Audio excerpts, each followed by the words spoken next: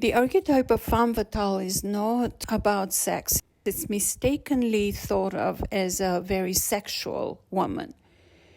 But that's not the archetype for that. The archetype for that is the archetype of Aphrodite or Venus or the daughters of Venus, the Vestals. Femme fatale isn't about sex. She's actually really difficult to crack about sex. She doesn't freely give sex like Don Juan does. She is very selective when it comes to men and to sex. Sex is her weapon. She doesn't just give it freely. She's about the promise for sex, not the sex itself. She may promise sex, she may imply and seduce in very subtle ways, but she doesn't give what she promises, because if she does, she knows she can lose. She doesn't like to lose in the game of love. So she has learned to control herself. Controlling herself becomes her power, and by controlling herself, she actually controls men. She becomes in control of the situation. And she drives men crazy because she promises, there are promises there for amazing pleasure that she can deliver, and she can, but she rarely goes all the way with that.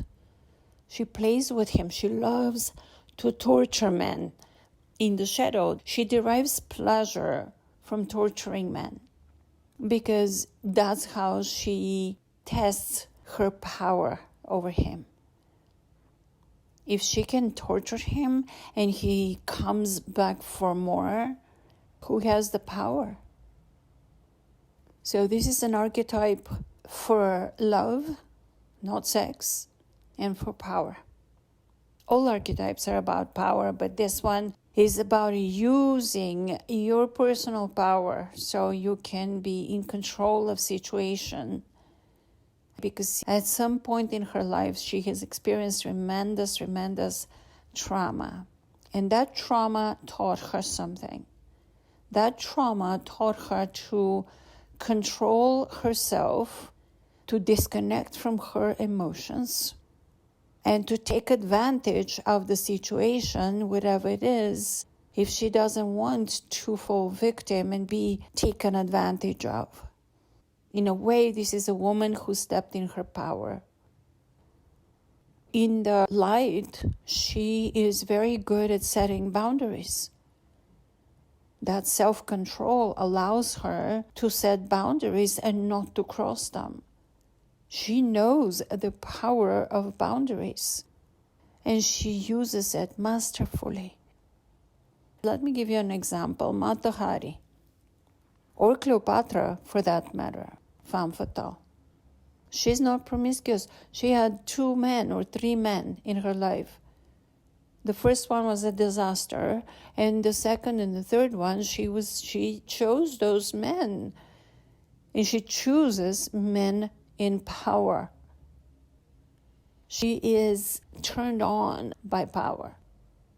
And by using the weapon of love and her looks, and in the case of Cleopatra, her social position and her wealth, she charms this man.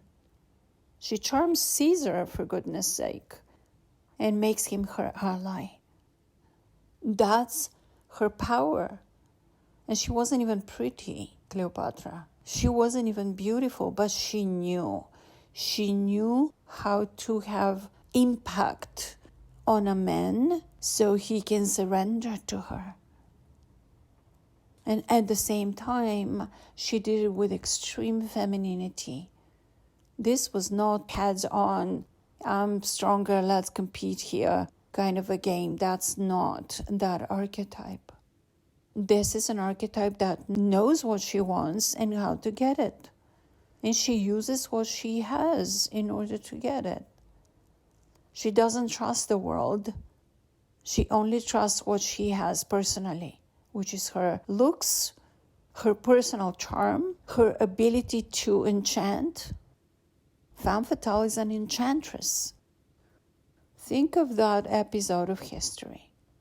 Cleopatra joins Mark Antonio in a battle of Azio. How does she show up? She is the queen of dramatic entrances. She's entering the scene of war with her ship with purple sails that were perfumed, heavily perfumed. So before they even see her, they know her presence. They smell her coming.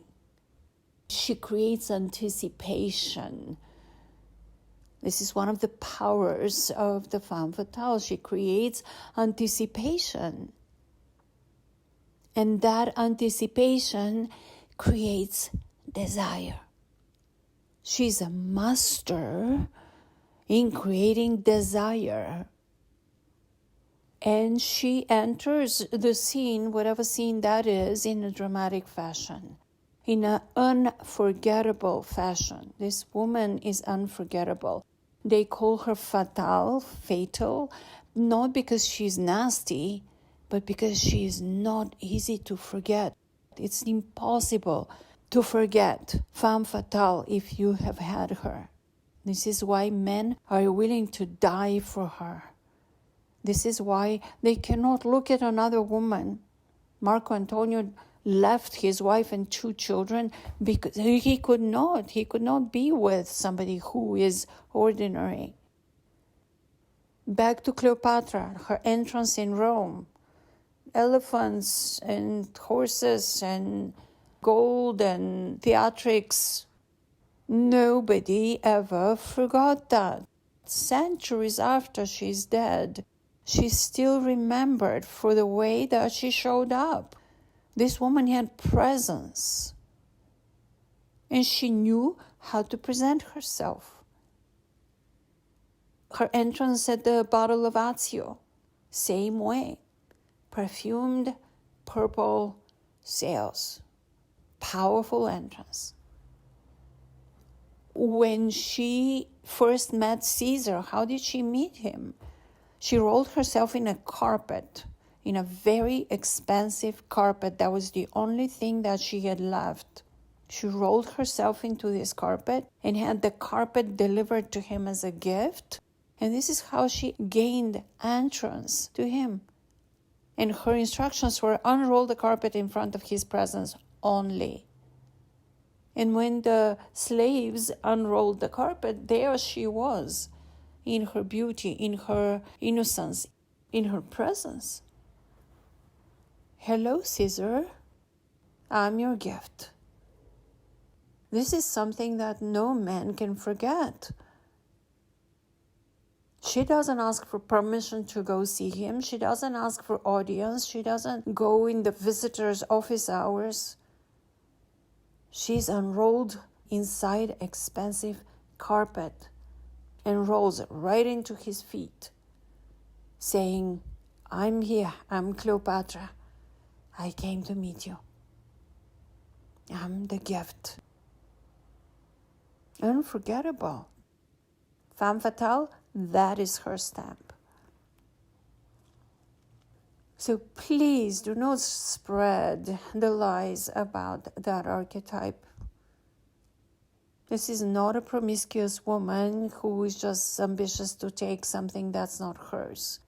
This is ambitious woman that knows her value, knows the mission that she's here to fulfill, and finds ways to complete it, to create allies. And that's why she doesn't fuck just anybody, but a powerful man. A man who is in power can help her to complete the mission of her soul and to materialize her ambitions. And that's what she did. The ultimate femme fatale. She had 2 men and they both were willing to die for her. Why? She applied magic. She applied magic. It was the magic of seduction. She's a master of seduction. And it's not like Don Juan, cheap compliments and women are ready because they're lonely. No, no, no. This woman aims high. She knows that she lives in a world that is not friendly, that is full of enemies, and she is out there to create powerful allies. You don't create powerful allies when you're promiscuous and cheap and sleep with just everyone. There's nothing unforgettable about that. Let's face it. So there it is. Today's insights on the Femme Fatale. A beautiful, powerful, feminine archetype of feminine power, archetype of a lover. This is an archetype that is part of the lover's archetype. I am Gina Brezini, your guide to knowing yourself fully so you can love yourself more.